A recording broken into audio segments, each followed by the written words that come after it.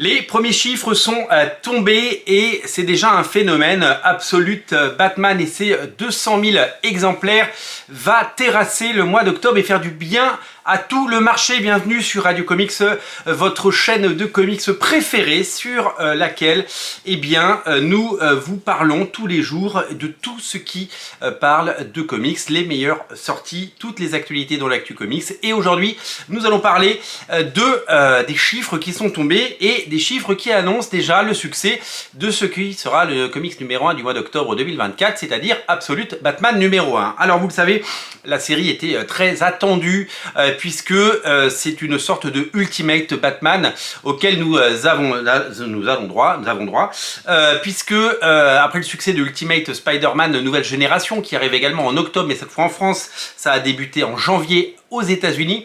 Eh bien, Absolute Batman va proposer une version alternative, une version différente, avec un nouveau départ, un nouveau statu quo, et avec évidemment un point d'accroche pour les nouveaux lecteurs. Ça va aussi dynamiter le marché de Batman. La série en cours compte plus de 150 numéros, et malgré des ventes au sommet, puisque le titre Batman reste dans le top 10 tous les mois des comics les plus vendus, eh bien il faut un succès. Bah ouais, la série Batman, la série mensuelle qui a débuté il y a 90 ans, elle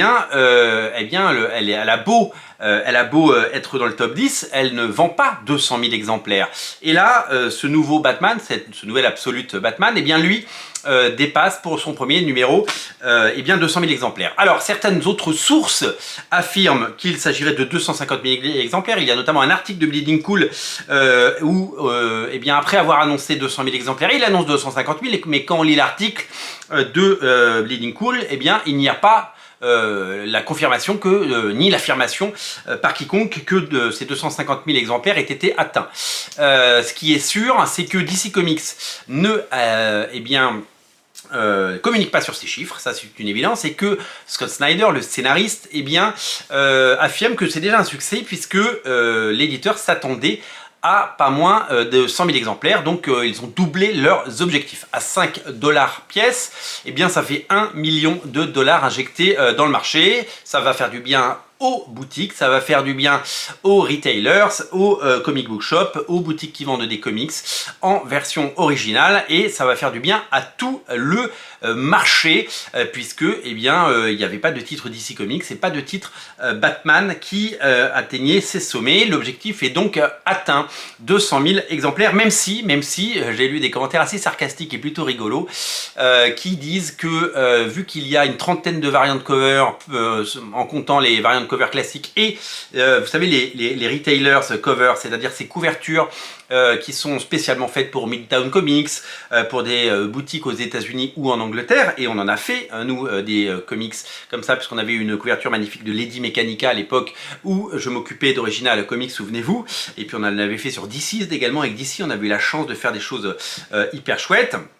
Eh bien, on se retrouve dans une situation où finalement il y a quelqu'un qui dit en rigolant donc en fait il y a 20 000 lecteurs, c'est juste qu'ils vont tous acheter 10 couvertures et donc du coup ça fait 200 000 exemplaires à la fin. Alors ces 200 000 exemplaires vendus par DC aux libraires, ils ne sont ni arrivés en boutique ni déjà vendus, donc le jour de la sortie, si vous ne l'avez pas réservé, il y en aura peut-être dans votre boutique de comics préférée. Et ce qui est sûr, c'est qu'il n'y en a plus, c'est-à-dire que les boutiques ne peuvent plus en commander. En revanche, une deuxième couverture est d'ores et déjà prévue, puisque un second tirage a été annoncé par DC Comics avec une nouvelle couverture de Nick Dragotta, le dessinateur de la série. Nouvelle couverture pour le second tirage qui devrait arriver quelques semaines plus tard. Une couverture massive comme le personnage de Batman dans cette série. En tout cas, les premières pages enthousiasment une grande partie des fans et certains détestent, et Internet se déchire une nouvelle fois, bien entendu. En tout cas, l'objectif commercial, et nous verrons sur la durée s'il continue, semble atteint, puisque, bien entendu, ce chiffre est phénoménal. Donc la série Absolute Batman arrive au mois d'octobre, ça va arriver très bientôt, on va pouvoir se régaler et se délecter de cette série.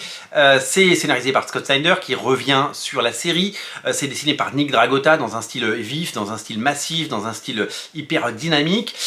Et c'est un Batman sans majordome, sans argent, sans toutes les ressources auxquelles nous avons été habitués, auxquelles nous allons avoir droit. Et puis se suivront d'autres séries, notamment un Absolute, hein, je dis Ultimate, mais c'est Absolute Superman qui m'a l'air magnifique, et un Absolute Wonder Woman qui devrait arriver, je crois, en mois de novembre. Alors, est-ce que 200 000 exemplaires, c'est bien, ou est-ce que 200 000 exemplaires, eh bien, c'est pas bien? Alors, vu l'état actuel du marché aux États-Unis, on peut qu'applaudir. 200 000 exemplaires, c'est énorme. Ça fait du bien à Batman, ça fait du bien au marché.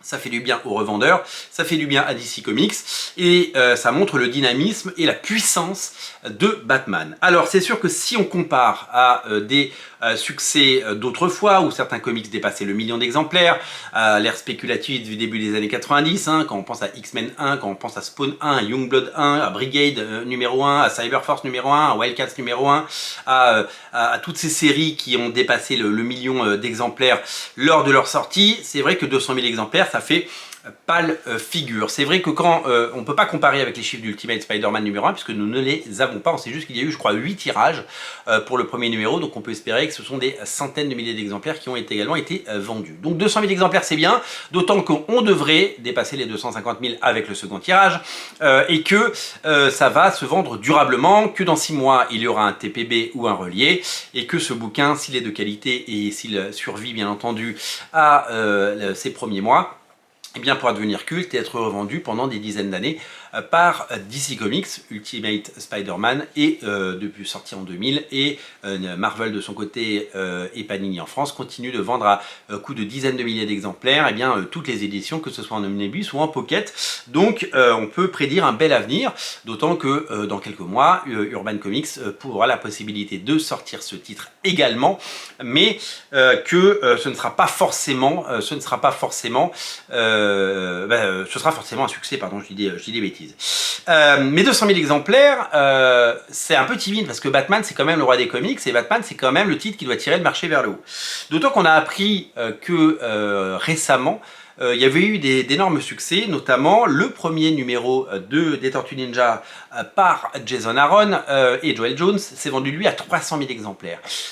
Ok, il y avait, je ne sais pas combien de variant cover, mais il y en a eu beaucoup également. Donc ça fausse un petit peu les chiffres, mais on est quand même 50% au-dessus avec les Tortues Ninja. C'est-à-dire que les Tortues Ninja vendent plus que Batman. Et donc on peut s'inquiéter de l'état actuel du marché et de se dire que Batman, même avec les plus grands noms comme Scott Snyder ou Nick Dracotta, toutes les variantes cover qui vont sortir, et puis un nouveau Batman numéro 1 qui devrait marquer l'histoire, en tout cas l'écrire, eh bien on n'est qu'à 200 000 exemplaires. Donc il faut quand même relativiser ce chiffre qui est énorme pour le marché actuel, mais qui n'est pas non plus le haut du panier, parce qu'il y a d'autres titres qui arrivent à performer. Alors certes, Tortue Ninja 2 et 3 ont vendu beaucoup moins, mais Batman 2 et 3 vendront également beaucoup moins, parce qu'il y aura moins de push marketing, moins de variant cover, et surtout, c'est connu, hein, quand un titre sort, beaucoup de gens sautent sur le numéro 1, et certains ne reviennent jamais pour le numéro 2. C'est